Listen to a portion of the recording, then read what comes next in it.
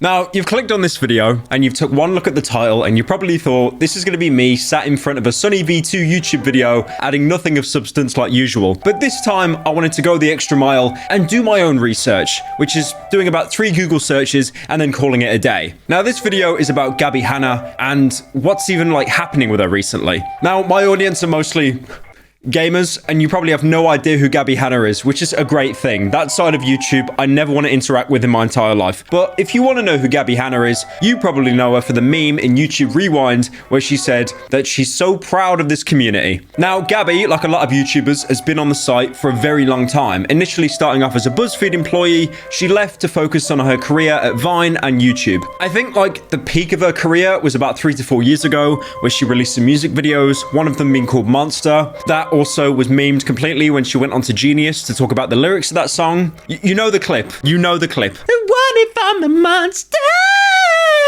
But what if I'm the monster?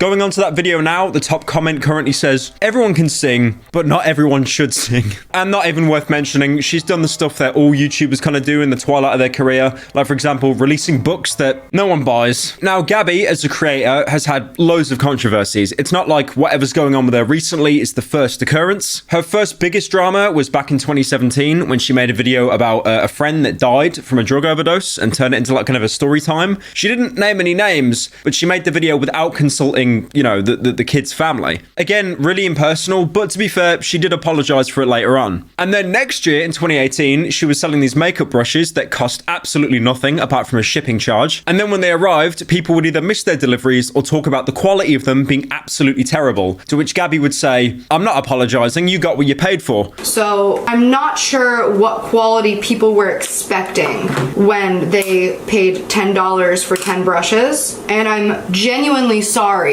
if anybody got their product and was disappointed in the product. But I would also add, manage your expectations a little bit. And then 2019 to like pretty much last year, you've had so many YouTubers dropping these big 40-minute, 1-hour-long expose videos on Gabbie Hanna, most of them getting about 5 million views each. Now, these have some really bizarre claims, like for example, apparently Gabby said to Trisha Paytas. If you don't know who Trisha Paytas is, she's the woman that makes the sad videos crying on the floor. Again, I'm not part of that community, thank God. Trisha Paytas' boyfriend at the time, Jason Nash, who you might know from David Dobrik's Vlog Squad, Gabby was apparently spreading a rumor that one of them had herpes.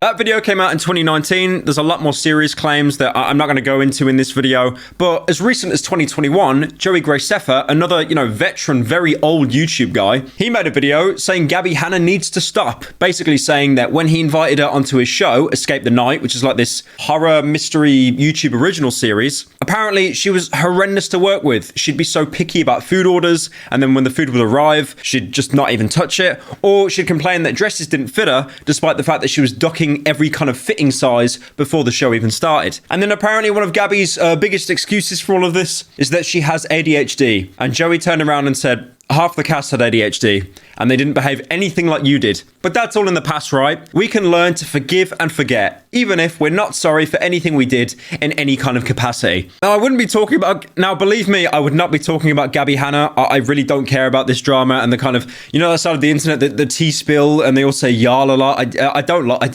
I would prefer to stay as far away from that part of the internet as possible. But the thing is, I have TikTok on my phone. And what I do for about an hour every day, I scroll through TikTok looking for video topics to leech from. I'd say about 50% of my For You page is Breaking Bad memes, 49% is these Sigma memes with Patrick Bateman and Ryan Gosling, so the algorithm thinks I'm some kind of teenager incel. But then the 1% is content that I can talk about, something new. And I'm not gonna lie, I've had, even though I don't follow her or anyone in that community, I've had Gabbie Hanna coming onto my For You page so many times. And what worried me, the first TikTok I saw of her is like a fan, a complete stranger that she doesn't know, inviting themselves into her house, and she just lets them in with no problem whatsoever. Now, I'm not joking when I say this. Gabby has posted, I think, over 200 videos in the span of a few days, which is insane. I think the only other kind of TikTok account that could keep up with that are those people that post the "Did you know?" and then they talk about,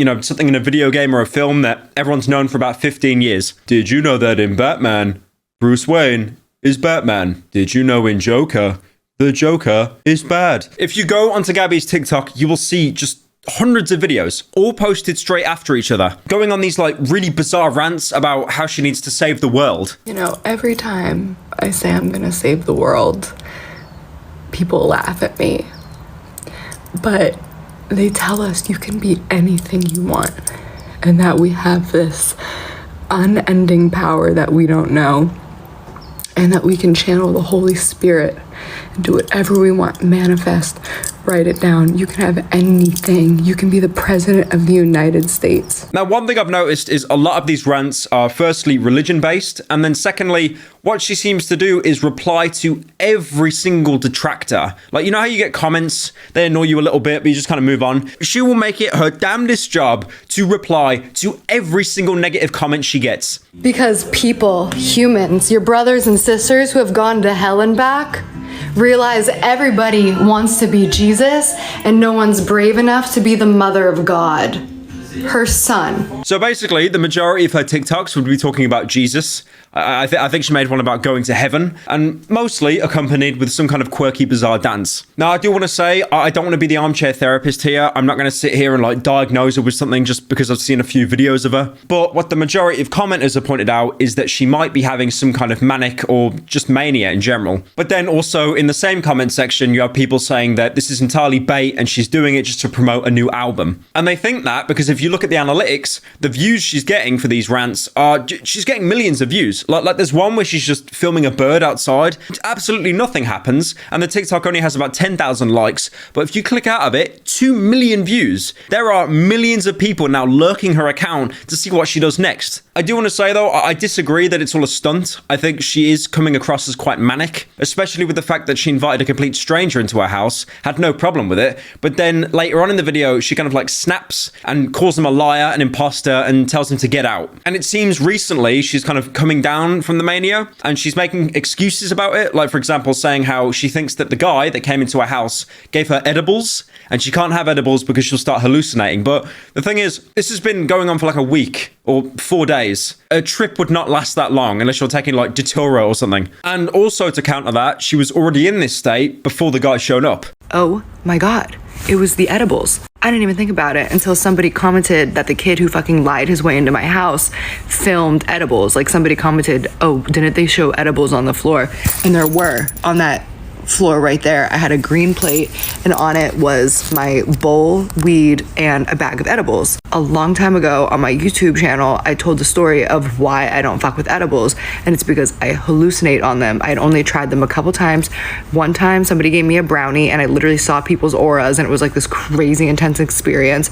And then the other time I accidentally ate some chocolate not knowing it was edibles at a party, and then somebody was like, that's edibles, and I was like, I'm gonna go home, and then I literally saw the fucking Grim Reaper in my bed. Now recently the police have actually got involved. I think what happened there is people on TikTok started to report it to the police, saying that she's like a danger to herself, and apparently they were going to have her in cuffs and take her away to a mental hospital, but she managed to talk her way out of it, I think, to prove that she was coherent at least. And what's interesting, she posted a TikTok talking about this, and she tries to make it full circle by basically saying this all started with Rice Gum. If you don't remember the Rice Gum and Gabby drama, that's fine, no one really cared about it. Basically they were both at a party. I think Gabby was filming him without his consent, and what Rice Gum did is he picked up her phone, smashed it on the floor. An overreaction, but it happened. And Gabby's basically arguing that after that event, the internet saw her as this like crazy, unhinged, deranged woman, because at that time, Rice Gum probably wasn't a complete laughingstock yet. And because she had that presence of like the crazy old lady with cats, she says that she's trying to milk it to spread awareness for homelessness.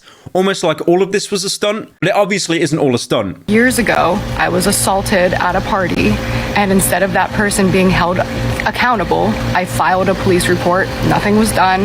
The entire internet, almost pretty much everyone except for a couple people, were on his side. I was victim shamed and bullied, and the tabloids of the internet have done everything in their power to just make me a crazy, hysterical woman. I'm gonna channel that into something that actually matters, which is children, homeless people, racism, the fact that there's people without clean water. And yeah, I'm crazy for caring. The only thing I can say, if she's coming down from a Mania, it's going to take a while for her to come down. It's not an instantaneous thing. So I guess in the meantime, there'll be a bit of cope. There'll be some kind of justifications for it. But yeah, obviously, you know, we can all go, haha, Lamau, she's gone insane. But I genuinely do hope that she gets some help, because this, like posting that much online, it's not normal. But yeah, I hope you all enjoyed this epic tea spill. Next, I'll be talking about, who even is there in the beauty? You got James Charles. You got the woman that called James Charles out. You've got that Dutch woman that doesn't like Ellen DeGeneres. I don't know. Next week, guys, I'll be spilling the tea on how Ellen DeGeneres is actually le bad.